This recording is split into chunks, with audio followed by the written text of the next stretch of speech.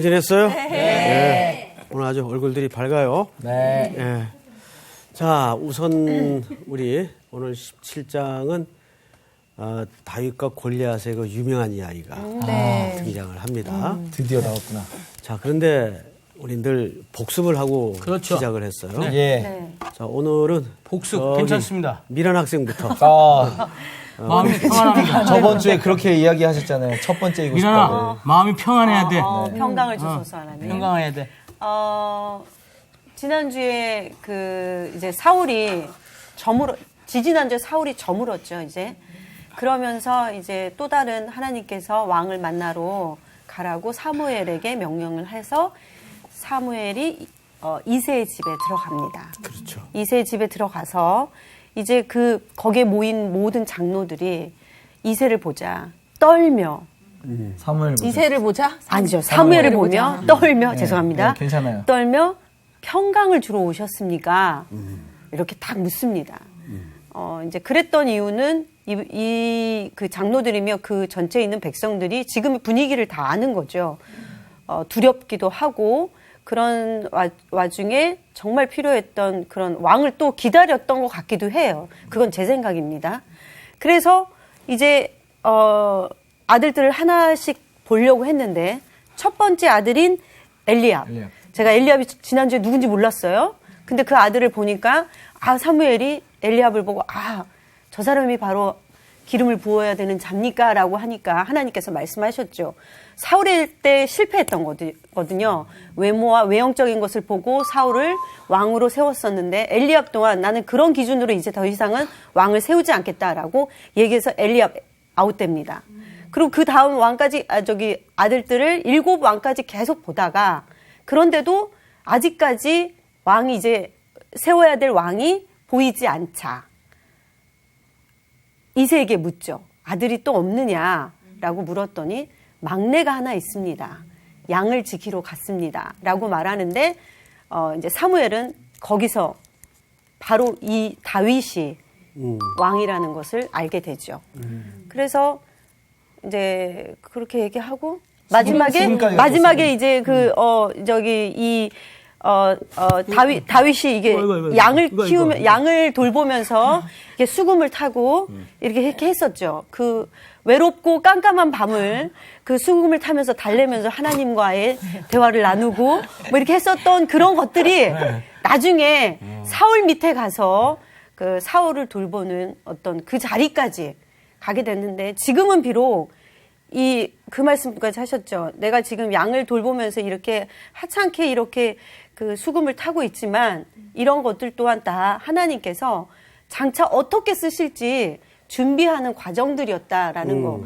그렇게 끝냈네요. 네. 네. 설교를 한편 들었네요. 네. 처음에 시켜달라고 했던 이유가 있군요. 네. 아주 퍼펙트했어요. 네.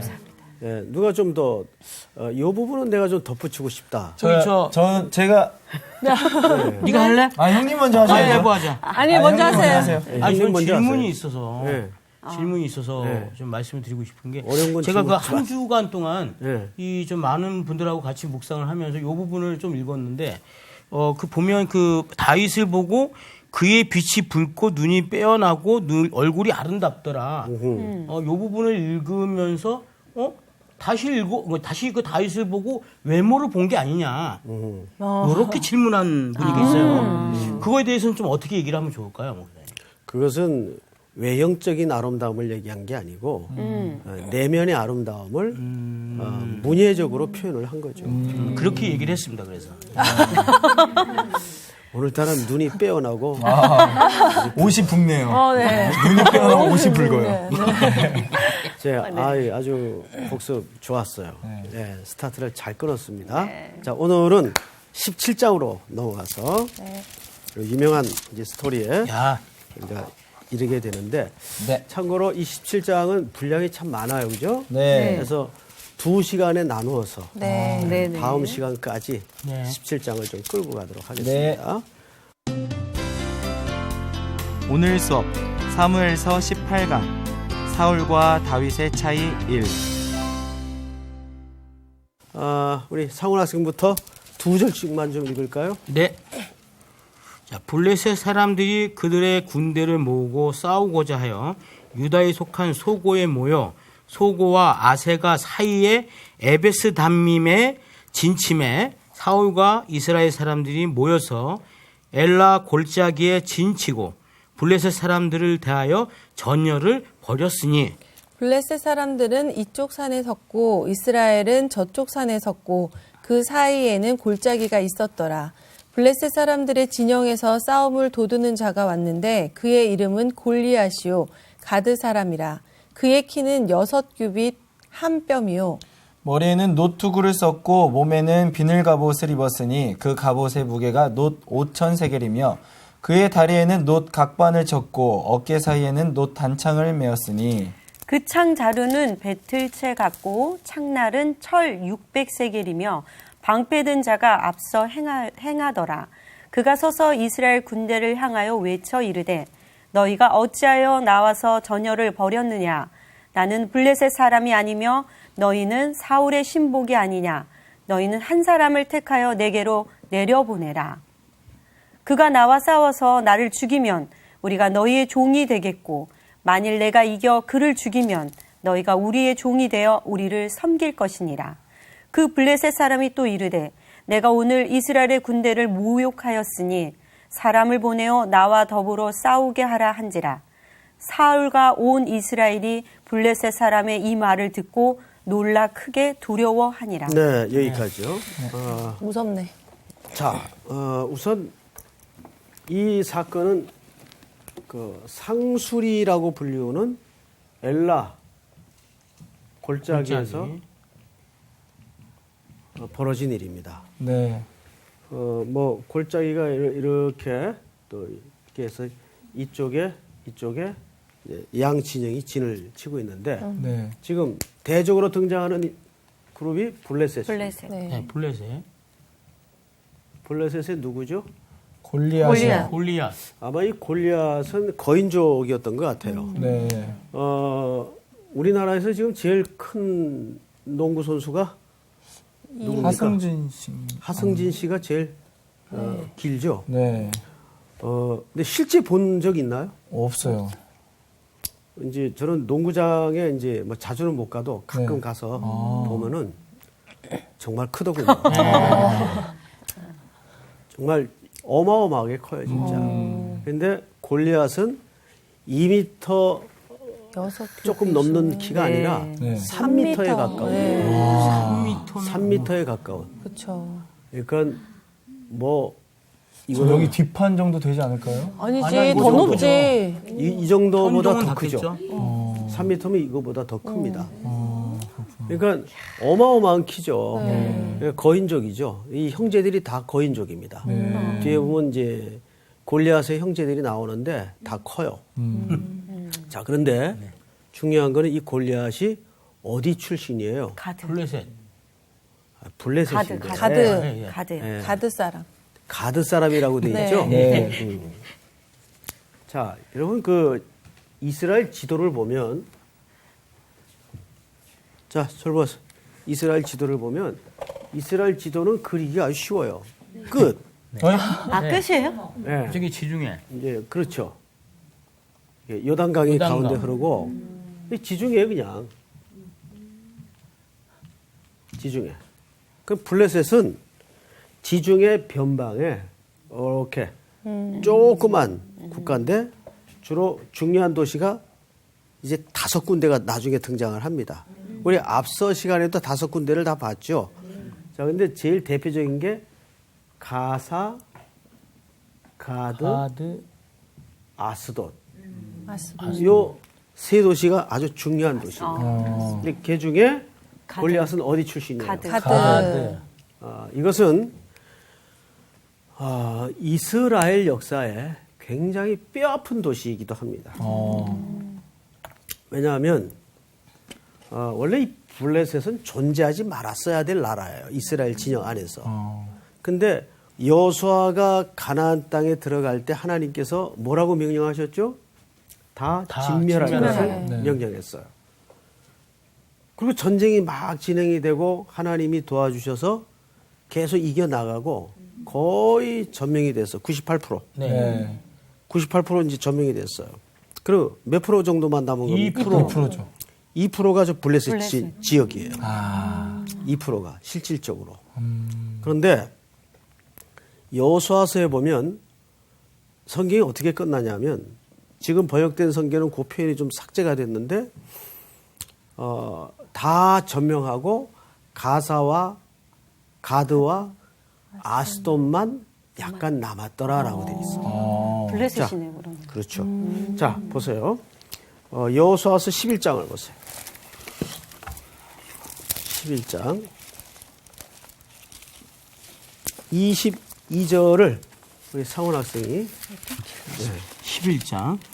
22절. 이스라엘 자손의 땅에는 아낙 사람들이 하나도 남지 아니하였고 가사와 가드와 아스도데만 남았더라. 자, 어디 정확히 나오죠? 가사, 가드, 아스돗. 거기에만 남았어요. 남았던. 네. 거기만 남았어요. 자, 그리고 보세요. 23절. 이와 같이 여호수아가 여호와께서 모세에게 말씀하신 대로 그 온 땅을 점령하여 이스라엘 지파의 구분에 따라 기업으로 주매 그 땅에 뭐가 그쳐요? 전쟁이 그쳤더라. 전쟁이 그쳤다는 말은 무슨 얘기예요? 평화가 왔다는 얘기죠. 네. 뭐는 남겨뒀는데? 가사, 가드, 아스돗. 가사, 가드, 아스돗은 남겨뒀는데 전쟁은 끝나고 평화가 찾아왔어요. 네. 이게 온전한 평화일까요? 아니요. 아니죠. 네. 뿌리채 했어야 되는데. 그렇죠. 네. 항상 별거 아니겠지라고 남겨두는 게 쓴뿌리가 되는 경우가 왕왕 있어요. 우리 인생의 긴 시간표에도 보면 네. 그때 그러지 말았어야 되는데 그때 그 옆에를 찍었어야 되는데 뭐 이런 거죠. 굉장히 현실적이다. 무슨 얘기인지 알겠다. 우리 선생님이 이런 얘기하면 안 되죠. 영적인 의미가 있어요. 현실적인 의미죠. 네, 죄송합니다. 자, 그 예를 들어서 사소해 보이는 선택과 결정이 나중에 엄청난 결과가 올 때가 있어요. 네. 그 대표적인 케이스입니다. 자, 그런데 중요한 건 뭐냐면 가사와 가드와 아스돗은 이스라엘 백성들이 가나안 땅 전체를 점령하는 중에서 일부분밖에 안 돼요. 예를 들어 98대 2예요. 네. 자, 이건 비교상 비교가 돼야 안 돼요. 안 돼요. 비교가 안 돼요. 전쟁을 끝이고 평화를 유지하는데 하등 지장도 안 돼. 네. 이게 문제예요. 그러면 이스라엘 백성과 여호수아가 이 전쟁이 끝나는 평화가 찾아온 것을 무슨 논리로 이해했다는 겁니까? 숫자. 그렇어요. 하나님의 명령적 차원에서 전쟁을 끝인 것이 아니고 힘의 논리로 이건 뭐 이쯤이야. 방해거리도 안 되는데 그리고 그쪽의 문화가 괜찮아. 매력이 있어요. 사실은 그것 때문에 진멸을 명령한 거거든요. 그 가나안의 더럽고 악한 우상 문화에 혼잡될까봐 완전히 진멸할 것을 명령하신 거거든요. 우리 몸으로 치자면 우리 몸에 뭐 하찮게 여겼던 조그만 종기가 나중에 보니까 암이야. 그런 거죠. 쉽게 얘기하면. 그러니까 그것은 크기로 봐야 될 문제가 아니고 명령의 차원에서 정리를 했어야 될 문제인데 이거를 놀랍게도 뭘로 봤어요? 힘의 논리. 힘의 논리로 봤어요. 이거 남겨두는 거야? 아무것도 아니죠. 별 영향이 없겠다. 평화를 유지하는데 아무 지장을 안 주니까 이 사고가 뭐예요? 힘의 논리의 사고예요. 네. 그 신앙생활에 우리가 넘어지고 실패하는 이유가 결국 이스라엘 백성들이 사울이라는 왕을 선택하게 되었던 그 뿌리 깊은 동기가 뭐예요? 크기고. 그렇죠. 크기거든요. 네. 그래서 하나님은 일부러 말죄를 택하는 겁니다. 사람들의 눈에는 하찮아 보였던 말죄가 역사의 전면에 어떻게 이제 이름을 드러내는가, 쓰임 받는가를 오늘 사실 이 사건을 통해서 하나님이 보여주는 거죠. 결국 그렇게 가드와 가사와 아스돗에 남겨두었던 이 뼈아픈 실수가 오늘 뭘로 등장해 있어요? 골리앗이라는 힘의 논리로 등장해 있어요. 네. 너희들 이 논리에 빠져서 남겼지. 자, 이거 보이지? 그리고 골리앗을 준비하신 겁니다.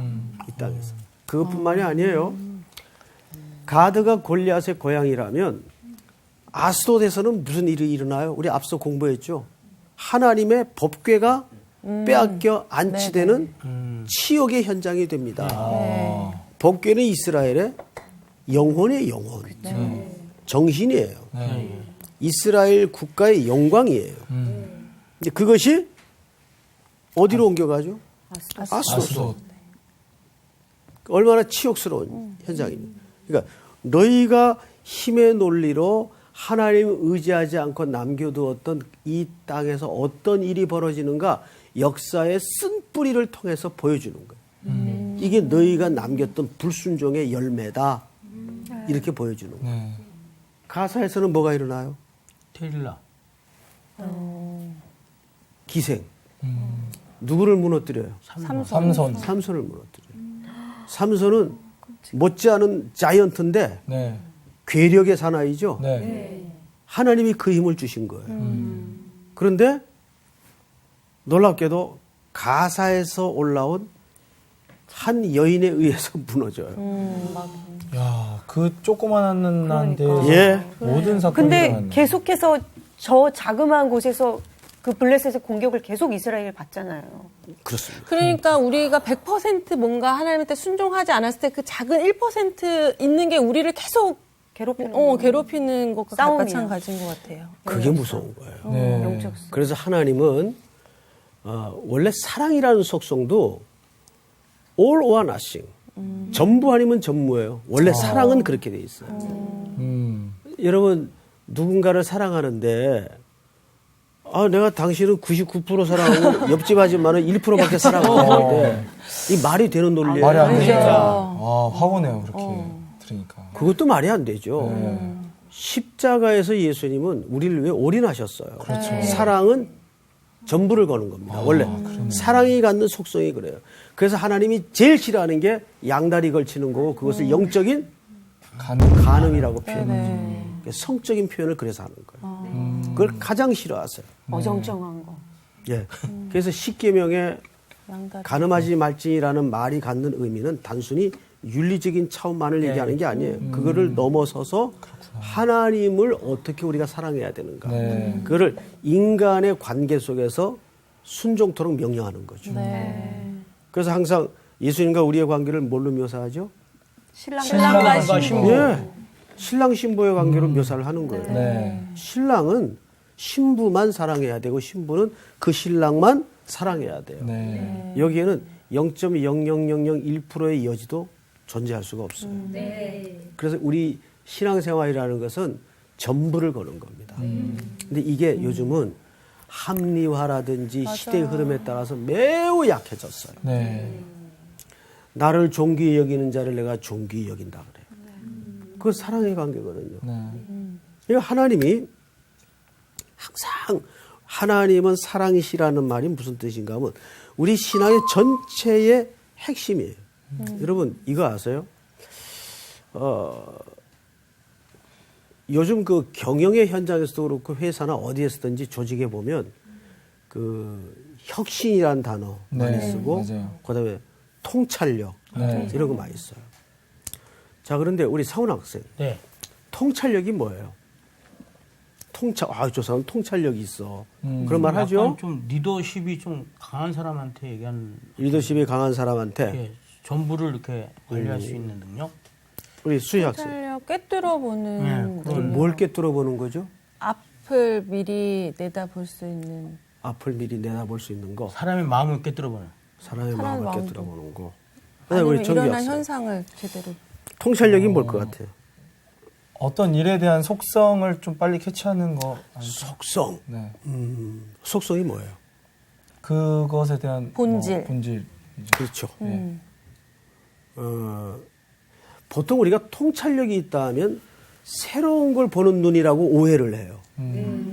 통찰력은 절대 새로운 걸 보는 게 아니에요. 잘 보는 거. 본질을 제대로 보는 보는 거. 본질을 꿰뚫어 보는 능력이 통찰력이에요. 많이들 그 오해하는 게 통찰력이라는 것은 새로운 걸 볼 줄 아는 눈을 갖는 걸 통찰력이라고 오해를 해요. 네. 아닙니다.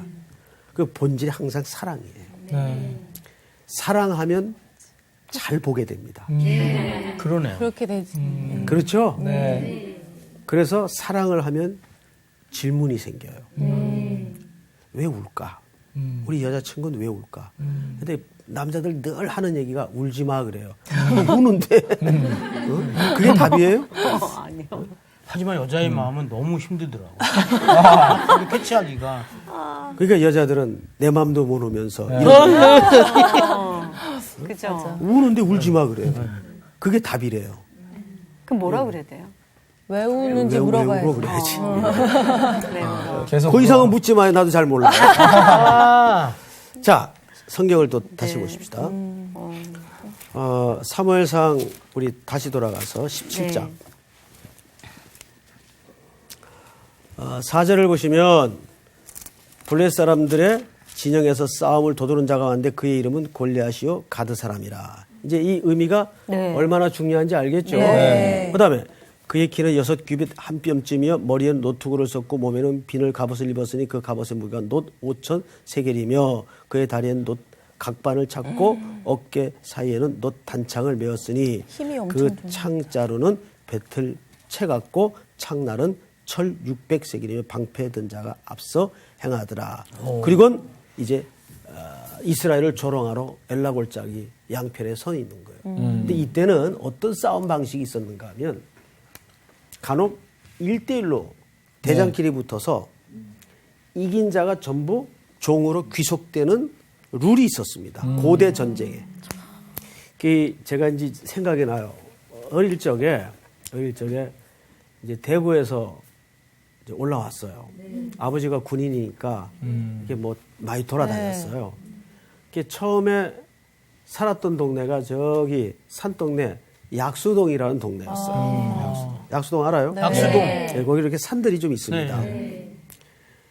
그러니까 어릴 때니까 동네끼리 동네 싸움을 많이 했어요. 애들끼리 모여가지고 막 산 타고 돌아다니면서 저는 늘 형들 쫓아다니면서 겨울에는 막 눈 가지고 전쟁도 하고. 근데 가끔 가다가 친구들끼리 그쪽 대장하고 우리 쪽 대장하고 붙는 거예요? 1대1로 붙어서 승패를 가르는 일들을 해요. 네. 네. 근데 이제 우리 쪽에 항상 대장은 한쪽 다리가 이제 어려서부터 소아마비 형이 있는데 그 형이 이제 신체가 그러다 보니까 굉장히 깡다구도 있고 용감해요. 의도적으로 엄마가 그렇게 키웠던 것 같아요. 너는 신체적인 어려움이 있는 아이이기 때문에 항상 남한테 꿀리지 말고 지면 안 된다. 당당하고 이게 때리면 너도 때리고 막 이렇게 키웠던 것 같아요. 네. 그렇죠, 그렇죠.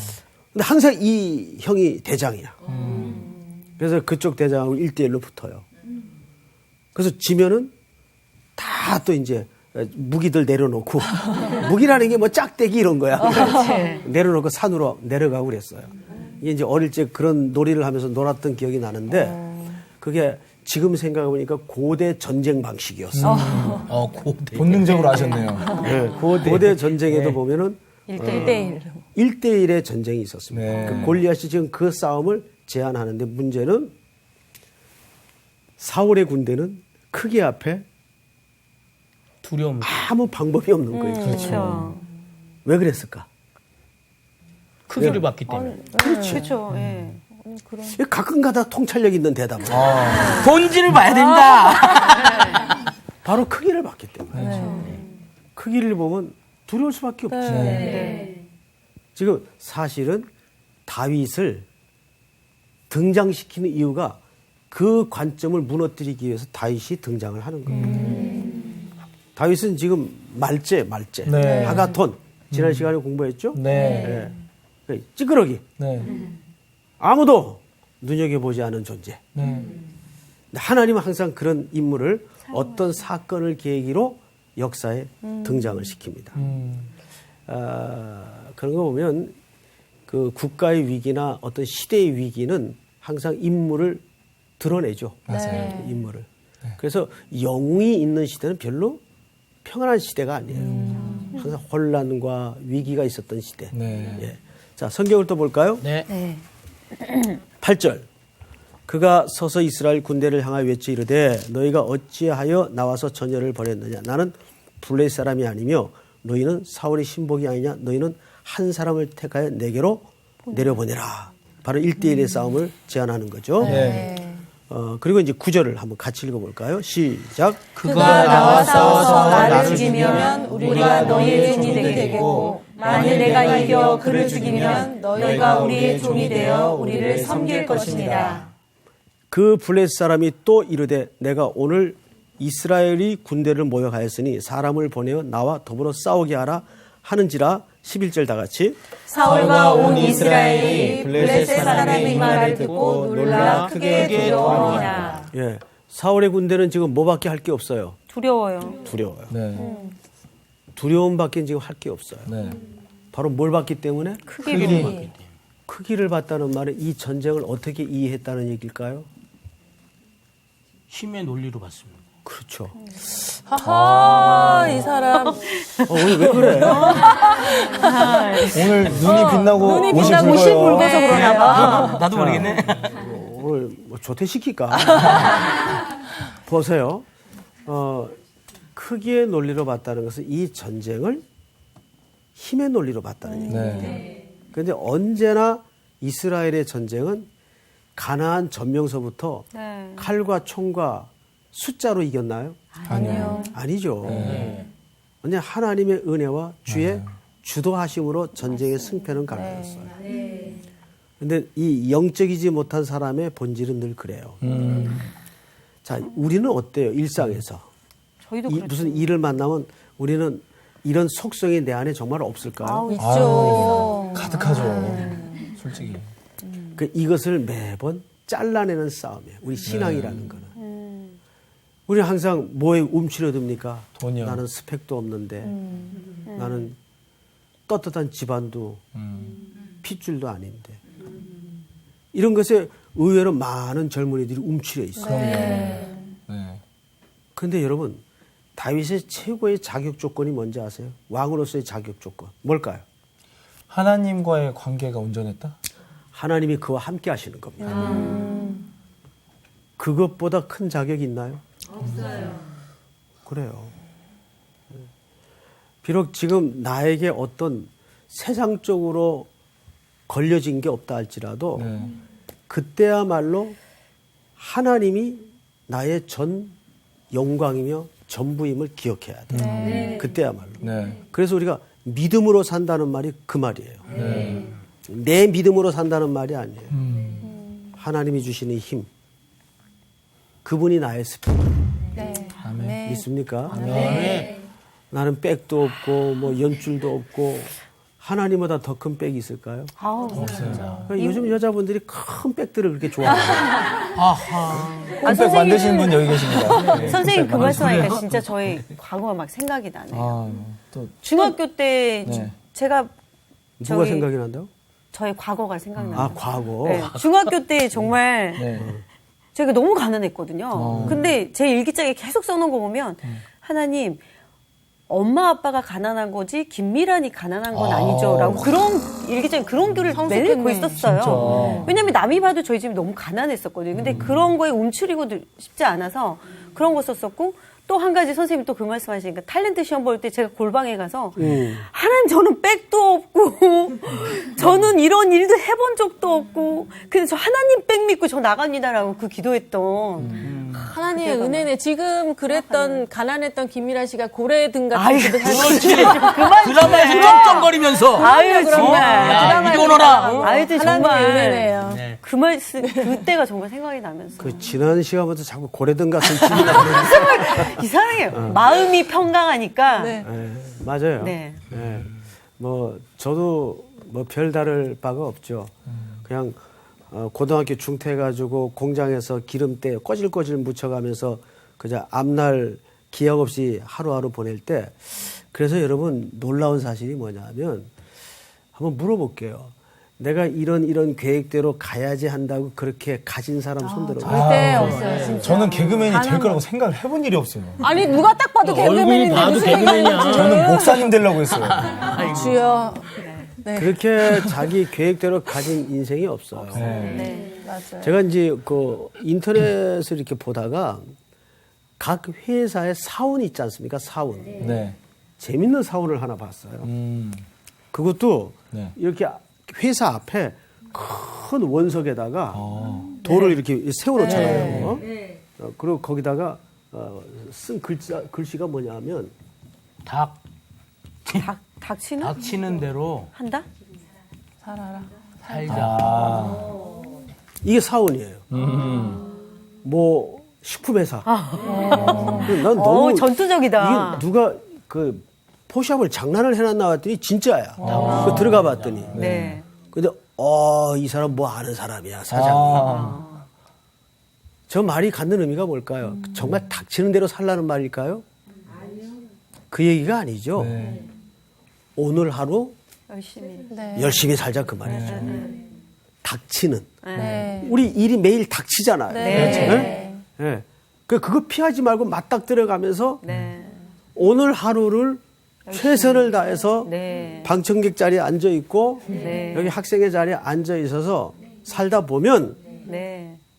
하나님이 큰 그림을 가지고 우리를 그때그때마다 자꾸 핸들해 가세요. 네. 문제는 그때그때마다 그때 우리가 순종을 하느냐 안 하느냐의 싸움이에요. 그 자리에서 게으름을 피고 나는 이 자리가 아닌데 왜 하필 나한테 이런 인생이 그냥 자기 속그리만 하고 분노에 붙잡혀서 그 삶에 충실하지 못할 때 절대 시온의 대로로 인도가 되질 않아요. 네. 우리가 하나님의 선하심과 나를 사랑하심을 믿고 오늘 닥쳐진 하루하루를 사는 거예요. 네. 그러면 비록 큰 그림을 내가 근데 우리는 너무 좀 이 신앙을 과대망상적인 의미로 이해를 해가지고 오늘은 막 엉망인데 네. 계속 세계의 비전을 꾸고 자기 안방이라도 좀 제대로 치우고 어? 맞습니다. 그래서 세계 선교는 설거지부터 맞아요. 그리고 삶으로의 예배는 주차하는 것부터 예배 잘 들고 나가가지고 주차장에서 어느 자식이 있다 이렇게 차를 대서 이거 벌써 거기서 예배가 무너지는 거죠. 그렇죠? 그러니까 이 닥치는 대로 살자라는 이 어느 회사의 표현은 진짜 새겨들을 만한. 네. 다윗이 들녘에서 그 깜깜한 어둠 속에서 외로운 시간을 기약도 없이 보낼 때 무슨 왕궁의 꿈을 꿨겠어요. 네? 오늘 양떼들 잘 자나. 이 사자가 어디 안 덤비나. 돌멩이 준비하고. 이거 그냥 그러니까 그 삶이 얼마나 기약이 없었겠어요. 네. 그런데 하나님이 계획하셔서 그를 어느 날 그냥 왕궁에다 갖다 놓는 거예요. 그러니까. 근데 그것도 갑자기 왕의 자리에 왕관 씌워놓는 게 아니라 섬기면서부터 시작하게 하죠. 네. 이게 섭리예요. 그래서 항상 이 프로세싱, 과정을 중요하게 생각을 해요. 네. 우리는 결과만. 자꾸 결과만. 네. 그래서 기도도 결과만 기도를 해요. 네. 이런 거죠. 맞아요. 만약에 내가 50kg짜리 물건을 들고 싶으면은 네. 기도해야지. 하나님 이거를 들 수 있도록 은혜를 주시옵소서. 그런데 기도만 해. 힘을 또 10kg부터 들어가요. 힘을 키워야죠. 힘을 근육을 키워야 될 거예요. 네. 근데 우리는 전부 신앙이 한방 신앙이야. 한방. 네. 대박 신앙. 대박 신앙. 네, 대박 신앙. 네. 요즘 표현으로. 그래서 은혜도 막 한 방에 받으려고. 맞아요. 그래서 막 자꾸 기도원 가가지고 이상하게 돼서 돌아와요. 자꾸 보였다 그러고. 무서워. 그런 사람들 보면 무서워, 신앙이. 예. 그래서 하나님은 초월적이시지만 상식적이기도 하세요. 그래서 우리가 당장 내 옆에 삶의 문제서부터 하루하루 차근차근 성실하게 걸어가다 보면 어느 날 딱 전체 그림이 보여지는 날, 아하, 저는요 요셉이 횡재한 사람이라고 보질 않아요. 네. 이런 성경에 보면 그 보디발의 아내가 날마다 간청했다 그랬어요. 네. 그 피 끓는 청년의 시간에 그거를 어떻게 극복해냈을까요? 요셉이 성실성과 신앙이 없었다면 그거 물리치고 극복해낼 수 있었을까요? 쉽지 않았어요. 불가능해요. 하나님이 그에게 뭘 입혔죠? 어릴 때부터? 아버지를 통해 채색옷을 입혔죠. 네. 그 채색옷이라는 말은 말씀을 잘 가르침을 받고 교육을 받은 아들에게 입혀주는 것이에요. 청년이 무엇으로 그 행실을 깨끗게 하리이까? 여호와의 입에서 나오는 모든 말씀으로니이다. 예. 그러니까 요셉의 마음속에 하나님에 대한 인식과 네. 그 말씀이 내재되어 있지 않았다면 날마다 요구하는 여인의 그 피 끓는 유혹 앞에 어떻게 그걸 이겨요? 못 이깁니다. 네. 말씀이 있었기 때문에. 그러니까 우리는 뭐든지 한꺼번에 신앙도 얻어내려는 잘못된 방식을 배웠어요. 그렇죠? 그래서 우리 예수님도 주기도문 속에서 날마다 일용할 양식을 주옵시오. 네. 그 일용할 양식이 뭘까요? 말씀. 그 일용할 양식은 예수님 자신을 얘기하는 거예요. 네. 그래서 매일매일 우리는 주님의 은혜로 그분을 먹고 살아야 돼요. 그분을. 믿습니까? 네. 자, 시간이 너무 많이 갔는데 이렇게 크기의 논리에 빠진 사울의 군대는 골리앗의 부대 앞에 대책 없이 떨 수밖에 없었어요. 여러분들은 절대 이런 인생이 되어서는 안 됩니다. 네. 자, 이제 12절을 우리 사원 학생부터 좀 옆으로 한 절씩만 읽어주세요. 다윗은 유다 베들레헴 에브라스 사람 이세라 하는 사람의 아들이었는데 이세는 사울 당시 사람 중에 나이가 많아 늙은 사람으로서 8 아들이 있는 중 그 장성한 세 아들은 사울을 따라 싸움에 나갔으니 싸움에 나간 세 아들의 이름은 장자 엘리압이요 그 다음은 아비나답이요 셋째는 삼마며 다윗은 막내라. 장성한 세 사람은 사울을 따랐고 다윗은 사울에게로 왕래하며 베들레헴에서 그의 아버지의 양을 칠 때에 그 블레셋 사람이 40일을 소속으로 나와서 몸을 나타냈더라. 네. 여기 지금 다윗의 집안이 갑자기 등장을 하죠. 네. 네. 그러면서 다윗은 계속 지금 아직도 뭘 치고 있어요. 양치고 치고 있어요. 있어요. 자, 이게 이제 놀라운 하나님의 섭리적 손길인 것이 분명 이 아들이 장차 이 나라의 왕이다라고 앞장에서 기름을 부었어요. 네. 그러면 지금 왕이 돼 있나요? 아니요. 아직도 양치고 있어요. 하나님은 그렇게 왕을 만들어 가시는 거예요. 방금도 제가 말씀드린 내용 가운데 신앙은 대박 신앙이 되어서는 안 돼요. 네. 사울도 그랬었잖아요. 마찬가지죠. 네. 하나님은 만들어 가요. 왕으로 기름 부었지만 왕이지만 왕이 되도록 차근차근 아직도 양을 치고 있어요. 네. 근데 이제 서서히 휘가 맞던 안개가 벗어지면서 드디어 다윗은 이 전쟁이라는 국가의 위기 속에 이제 보석처럼 베일을 벗습니다. 그런데 항상 그 배우의 이 스토리 메이커는 누구예요? 하나님? 하나님이죠. 네. 우리 인생의 스토리 메이커는 하나님. 네. 맞습니다. 그래서 우리는 우리도 이제 우리 이제 성수학당이라는 학교에 이 좋은 명문 학당에서 만난 지가 이제 여러 해 된단 말이에요. 근데 공식적으로 만나면 친해지질 않아. 근데 이제 우리 학생들하고 이제 가평으로 MT도 가고 또 가서 재미있는 이제 해프닝도 벌어지고 또 상훈이가 차를 놓쳐가지고 또 막 도로 돌아가서 데리고 오고 이런 막 어려운 일을 겪고 그게 이제 우리와 서로 관계 속에서 뭐가 만들어지는 거예요. 스토리가 있는 거예요. 그러니까 스토리가 있어야 친해져요. 맞아요. 그러니까 이건 뭘 얘기하냐면 여러분 하나님하고 어떤 스토리를 갖고 있어요. 맨날 공식적으로 만납니까? 아니요. 그러면 가까워지질 않아요. 공식적인 예배 자리에서 늘 그분만 만나면 항상 공식적인 분이 되는 거예요. 나하고 하나님 사이에 뭐가 있어야 돼요? 스토리가 있어야 돼요. 맞아.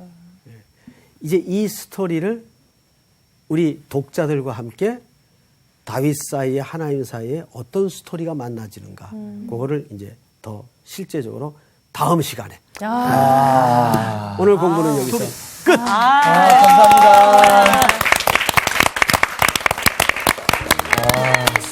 아우, 자꾸 더 알고 싶은데 끝맺으시네. 다음 시간에 또 있습니다. 저는 진짜 저 가사 가드 아스돗에서 굉장한 좀 충격이 있었어요. 그러니까 우리가 버려야 되는 거 알면서도 우리 안에 버리지 못한 것들이 사실은 크게 신앙이 지나면 나를 제일 크게 치는 거잖아요. 맞아. 그게 진짜 중요한 거. 아까 미란이가 얘기했던 그 편지 내용 참 좋았던 것 같아. 편지? 나도 이제 그 편지 일기. 나도 집에 가서 일기를 쓸 거야. 어? 내가 그러니까 사람들이 마른 것뿐이지 내가 뚱뚱한 게 아니다. 주여. 뭐야? 잘 모르겠지만 아니, 그러니까 자기만의 스토리가 있어야 돼. 그래, 맞아. 하나님과 스토리가 나와의 있어요. 스토리를 계속해서 만들어 나가. 속에서 이루어졌어요.